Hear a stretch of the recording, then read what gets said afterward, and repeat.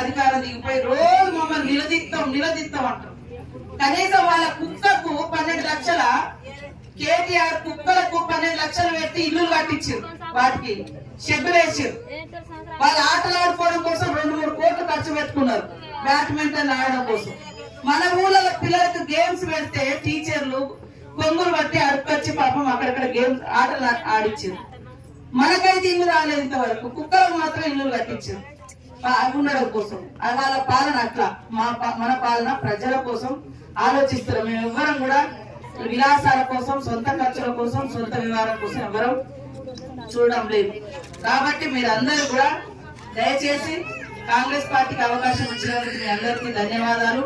అందరూ అధికారులు కూడా కష్టపడి పనిచేయండి, ఇష్టంతో పనిచేయండి. మీ ఇంట్రెస్టులు, మీ బాధలు కూడా మేము అర్థం చేసుకుంటాము.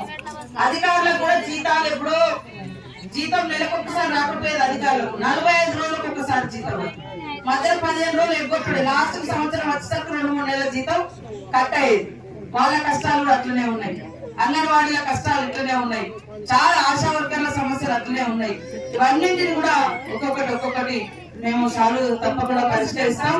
మీరందరూ కూడా మాకు మద్దతుగా ఉండండి. ఇల్లు కూడా 5 లక్షలతో ఇల్లు, ఇప్పుడు ఉచిత బస్సు నడుస్తా ఉంది.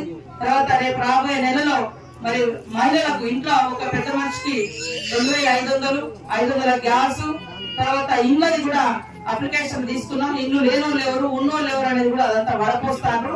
అది వచ్చిన తర్వాత తప్పకుండా ఇల్లు కూడా వస్తాయని తెలియజేస్తూ, పట్టాలు గాని 2 పంటలకు నీళ్లు